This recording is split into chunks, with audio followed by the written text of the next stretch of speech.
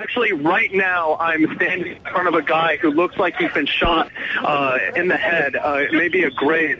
It looks like he's been shot, spitting out blood, maybe more of it than graze. But there's a firefight right now going on around the ministry.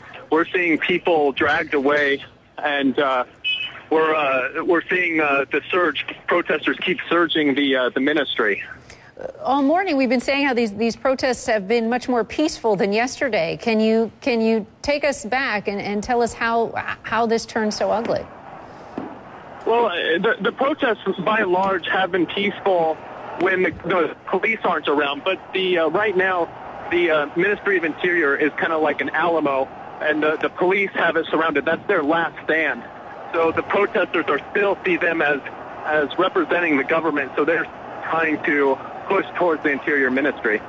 And who's inside the building and who's outside the building?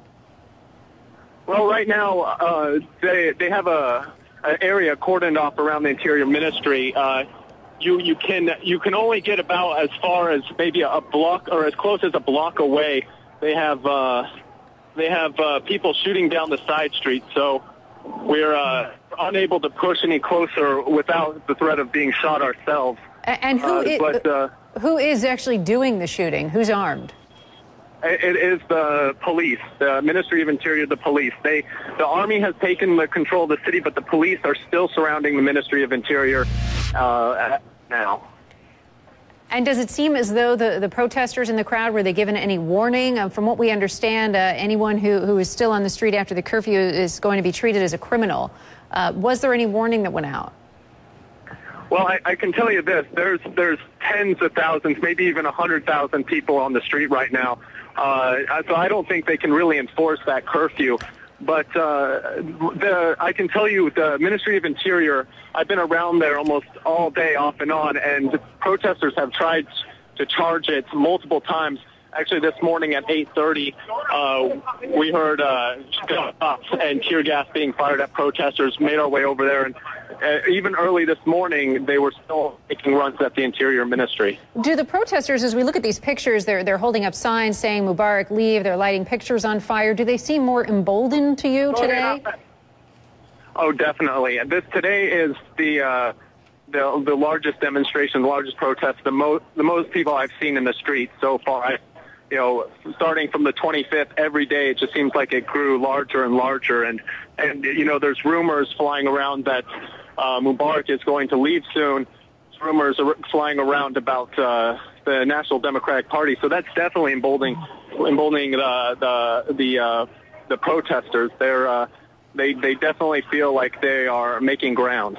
Near the Ministry of Interior, we have and at itself, we have a few thousand who are away from the bigger mob, but these areas are very close, and that mob is making a push, continuing pushing towards the Ministry of Interior, even though there seems to be live fire shot at them. And as we've been on the air, as you've been talking with us, have you heard any more gunfire? Oh yes, I'm surprised you can't hear it because it's so loud and it's so frequent. You're hearing it continuously in the background, the thud of gunshots and of tear gas. And are people screaming? I mean, can you just take us there a little bit closer? I mean, if you can tell us sort of what the scene is. I mean, is anybody else being shot? You described that one man who it looked like you said had been grazed in the head and was even spitting up blood. Yeah, actually, since I told you that, I saw another man who was also spitting up blood as he was being dragged away. The protesters are shouting. They're walking towards the Ministry of Interior. They're staying a certain distance. They keep pushing, surging forward, but they're yelling, and they're not backing down by any means. And do the protesters seem armed, or is it still just the police firing, as you said? And if so, how are the police able to maintain their presence there if the military has taken over? Well, the protesters aren't armed. Maybe with rocks and sticks, but definitely not with any firearms. But then we have. The army has taken control of the city, but really the Interior Ministry is still controlled by the police. That is That is their headquarters. If that falls, then, you know, for as many the protesters would say, that would be like a checkmate. That is the last almost outpost of the police presence in Cairo. And does the situation seem to be worsening? I mean, I can hear the shouting behind you. Where are you in relation to the crowd and the Interior Ministry?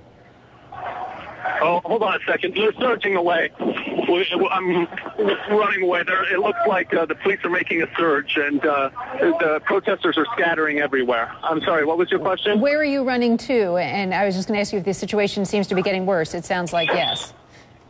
Yes, the situation getting worse. It looks like they fired, but the protesters, they scattered, regrouped, and now they're pushing back.